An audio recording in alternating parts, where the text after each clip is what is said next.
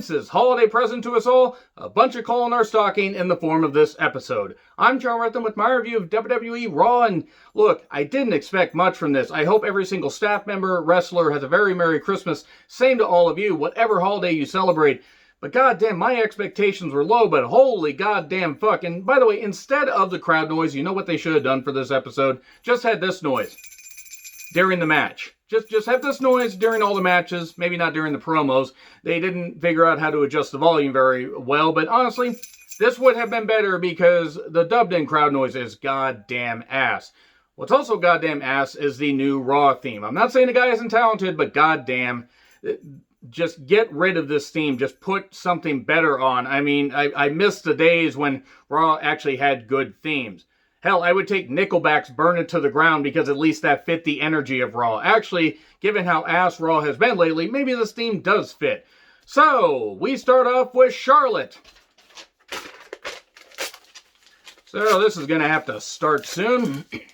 Might as well just pre-shred some goddamn notes because Ric Flair's nepotism project just will not fucking go away. She is a tremendous athlete, let me say that much. Charlotte is a world-class athlete and has definitely worked hard to try and, bury a whole bunch of people. And I know it is creative, and I'm sorry, but Charlotte has not benefited anybody in the last number of years. That's not to say she hasn't put on great matches, but look at the match she had with Rhea Ripley at Mania 36, where Rhea Ripley should have beaten her. And now people are saying, oh, Charlotte could lose to Rhea at Mania 37. It's unnecessary storytelling. Honestly, Charlotte should have lost to Rhea at 36, and then they would need to do this redemption storyline when it was ready-made for Rhea to be made right there. Anyway, Charlotte's out first because, all those times they open with the Raw Women's Tag Team Champions, or the Women's Tag Team Champions, that is, opening Raw, SmackDown, whatever. Oh, wait, no, I don't think they really opened that many, if any, shows with the Women's Tag Team Champions since they brought them back in early 2019. No, but since Charlotte's back, we gotta feature Charlotte as much as goddamn possible. I'm sorry, the Raw Women's Division did not fucking need her. It didn't. I don't care how good she is in the fucking ring. I'm sick of her. I didn't miss her in the last 6 months. I'm glad she's healthy. I'm glad her and Andrade are happy. I hope her and Andrade have a tremendous Christmas. I don't want to see Charlotte on my goddamn screen anymore as my hat decides to overtake my damn head. So, yeah, she cannot talk. She cannot fucking talk at all. Like, she speaks flatly and with no enthusiasm. And then Asuka comes out. I feel bad for Asuka. She's trying to oh, Charlotte's my friend. Asuka, you lost to her twice. Once at Mania 34 and then right before Mania 35.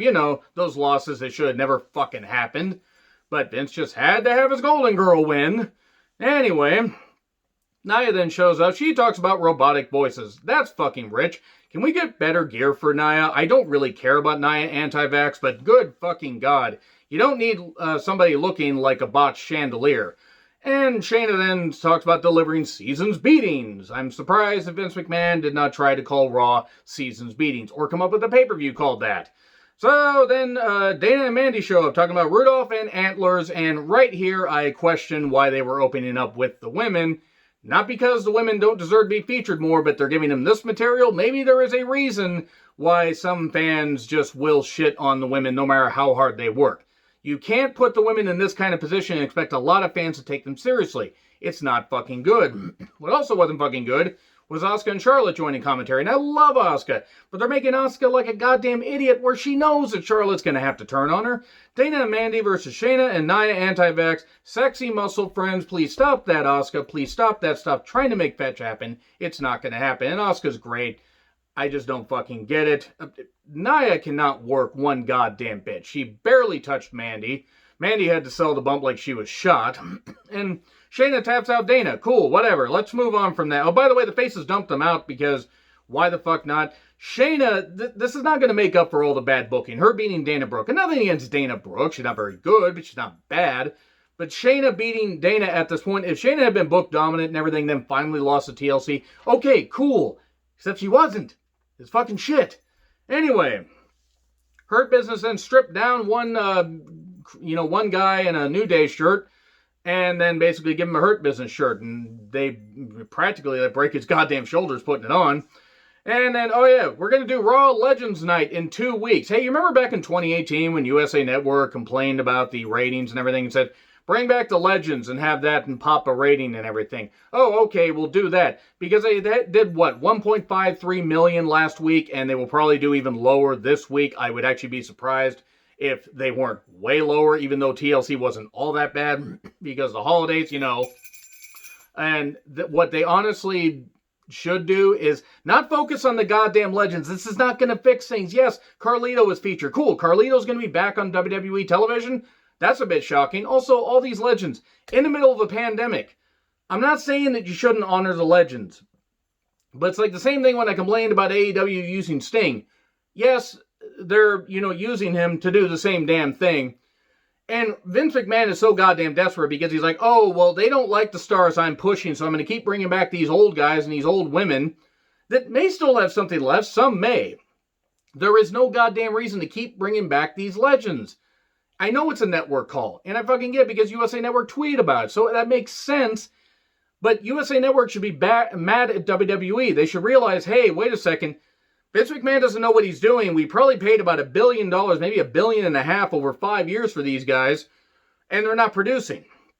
Yes, USA Network doesn't exactly have a lot of great television. Chrisley knows best anybody. But goddamn, just stop fucking featuring the old guys. It's not going to work, especially now. Yes, it is the last Raw, or not the last Raw of the year. That's the first Raw of the year. So right in the middle when you should start building towards the Royal Rumble, depending on how many fans they have, if any fans, who the fuck knows. Stop trying to feature the old guys like this just to pop a rating, and all you're going to do, it's like Raw 25. Remember Raw 25? The show that benefited absolutely fuck and all. And yeah, it did a big rating, and it buried the revival, and it buried so many other people. And I don't like to use the term buried very often, but you can only trot out the old guys and tap the nostalgia vein so damn much before it's absolutely dry. And guess what? That nostalgia vein was dry when Goldberg came back in 2016. And now he's going to face Reigns at Mania 37 probably, and everybody is going to fucking retch. And if you want to see that, though, that's cool. What do you guys think of Raw Legends Night? Answers in the comments, please. MVP Lounge at the Hurt Business. They look like stars with all championships, except the U.S. Championship looks like absolute ass. And then suddenly there's a photographer in there.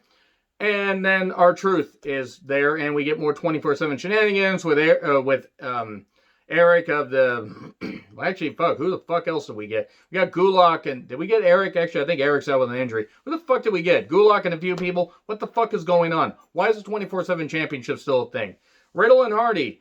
Of course, Riddle happens to put over Joe Rogan's podcast. Hopefully not seriously, because you really shouldn't be listening to what Joe Rogan has to fucking say with all his goddamn, stupid conspiracy theories and the fact that he's a goddamn nut and a piece of shit. But if you guys listen to it, by the way, that's cool. It just doesn't surprise me that somebody with Riddle's lack of a brain and, an alleged assaulter, I put alleged, I'm not surprised he would like Joe Rogan, given Joe Rogan's a piece of shit. And at the end of the day, we're all the same. No, we're fucking not, Riddle. We don't have cases lobbied against us, for assault. And the Hardy Bros, stop trying to make fetch happen, Gretchen. It's not going to happen. Angel Garza... then wants to deflower Sarah Schreiber. At least that's what I assume he wanted to do because he showed her a flower. He got a haircut. Shaving a haircut 2 bits and he beats Gulak in about 2 minutes. By the way, Deputy Dewey, shout out to Piper Valentine for that. That actually is an apt description here.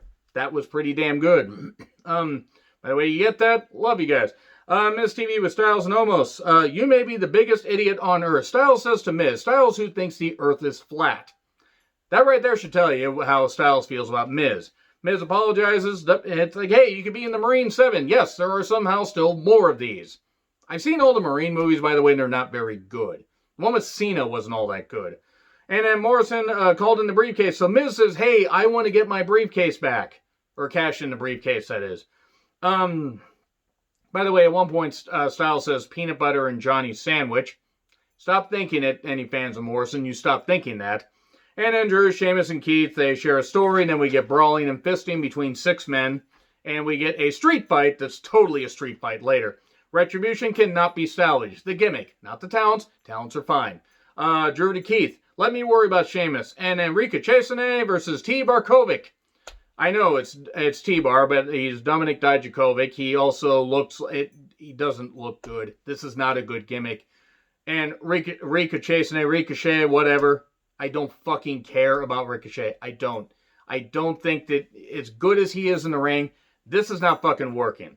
I hate Retribution. And T. Barkovic wins. We are your ally. No, you're fucking not. What you are is a terrible gimmick. Not terrible people. They're doing what they can with this, but Retribution was fucking lost months ago. Actually, it was lost when it first debuted.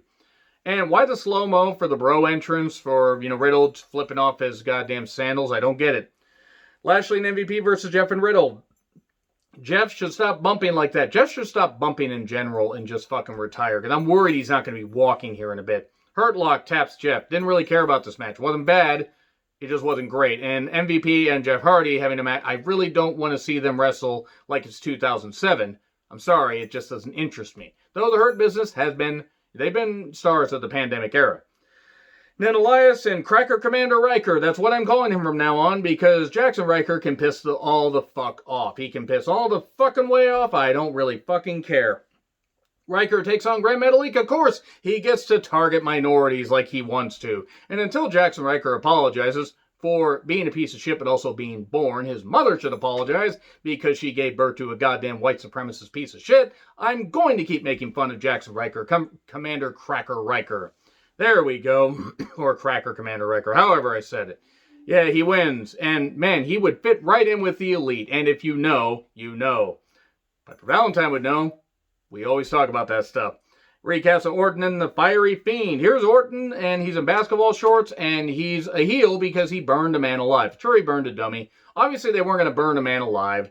It is what it is. I didn't like it, but whatever. I will give Bray credit for taking the RKO while on fucking fire as opposed to regular fire. And Orton says, burning flesh. It's like, I'm the evil son of a bitch to put him away. And then lights out. And they obviously pre-taped this because Alexa's Playground. They got a swing set in there. Alexa is a swinger. I'm just going to let that sit there for a second so you can decide, do I mean it dirty or do I mean it dirty? Also, Jerry Lawler loved this kind of, playground set or whatever, except he wasn't allowed within 500 yards of it. And yeah, it's like, he's home, he's in hell. Eddie's not, there, he's down in hell. No, anyway. So it'll be unlike anything you've ever seen. And then lights go out and we get the same stuff, whatever. And I give Alexa and Orton credit for this. I just didn't care about the feud because I don't care about the Orton Fiend feud. Don't care about it. It's not long-term storytelling I care about. But if you guys like it, that's great. Goddamn hats trying to take over my head. Anyway, we then get Peyton being put in a random tag team with Lacey Evans. I'm glad they broke up the Iconics to give Peyton a push that has gone absolutely nowhere. And I like Lacey Evans, don't get me wrong, but Peyton could be a star. Nope, they had her job to Charlotte. So, look, let me just say this much. Again, regardless of how good of an athlete Charlotte is, I'm fucking sick of Charlotte being on TV. And I don't care if she's only been back 2 goddamn days. I don't fucking care. I don't wish any injury on her. I don't wish for her to be, I don't wish for her to be unable to earn a living. None of that. I don't wish for anything bad to happen to this woman. I just don't want her on TV because as a character, as a personality, which she barely has, I don't want to fucking see her anymore. I don't want to fucking see her.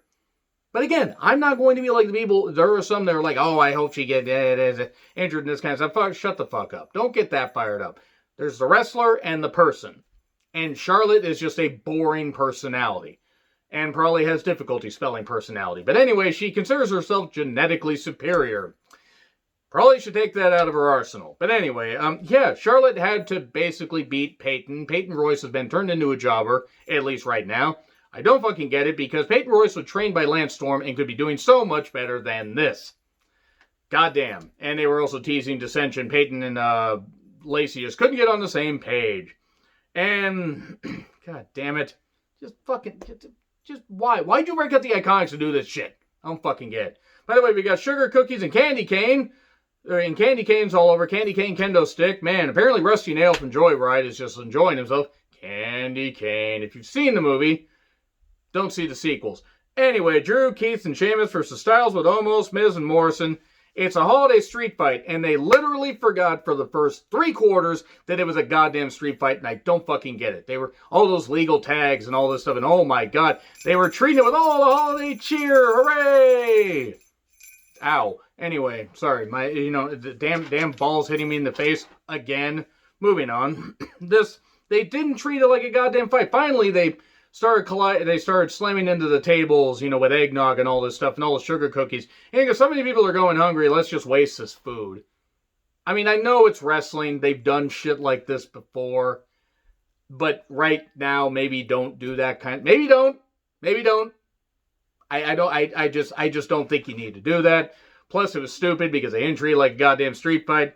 Tables, canes, and eggnog, and then almost tosses Morrison into a table. He's just like, well, screw you, boop. And then Spirit Bomb the Miz. And then kick to Lee. Sheamus being yelled at by Drew, what the hell are you doing? So there. For forgetting how a street fight works, and for the fact that Charlotte was featured on this show way too goddamn much. I don't care if I'm bitter. I don't care if I'm petty. I take wrestling too seriously, and that's what I'm going to do. Anyway, agree, disagree with what I said. Like, share, subscribe. Twitter handle in the description. I'm John Ritlin. By the way, Merry Christmas, and I'll see you soon.